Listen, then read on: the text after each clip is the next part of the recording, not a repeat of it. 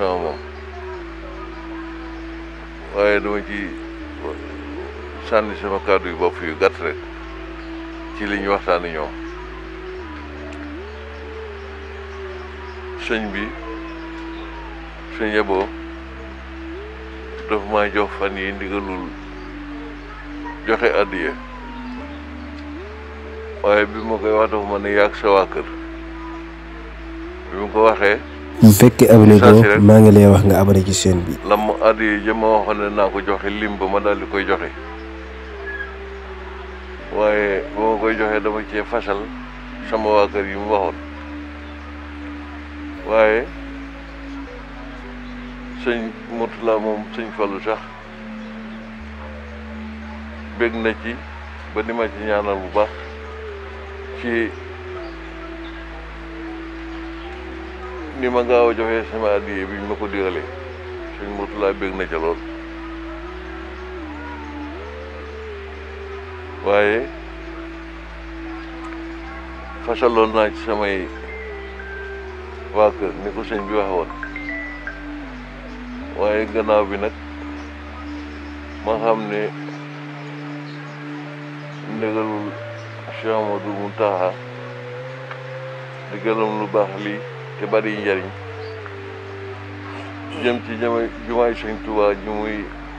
liggéeyal yàlla ma xam ne ku nekk jëf ci sa jëfi bopp baax na lool moo tax gannaaw bi ma yëgle waat ne naa ko yëgle bu ko defee kenn ku ne man cee jëfi boppam waaw ndax sëñ Muntaxa lim digle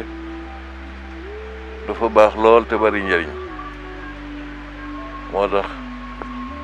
yéene yi baax na lool waaye ku ne jëf ci sa jëfi bopp lu am solo la moo tax fan yi ma wax sëñ Fàllu Jatara mi ak sëñ Xaadim ñu defaat ci ay yëgle ngir njaboot yëpp ak ñëpp rek ku ne def ci dara ndax ndigalul sëñ Muntaxa kat lu jëm ci ndigalul sëñ Muntaxa lu jëm ci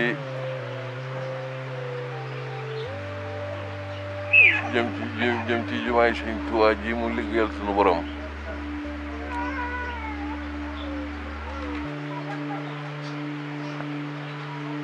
baax na baax goo xam ne bari njëriñ goo xam ne ku nekk ku mën a doon rek mën nga cee jëfal sa bopp waaw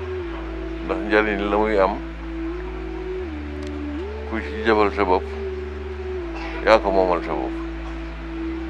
loolu rek laa ne woon naa ko dolli ci li sëñ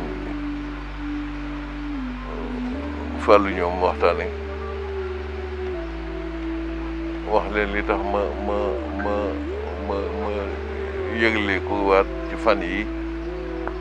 moom laay leeral rek moom laa doon leeral loolu baax na jërëjëf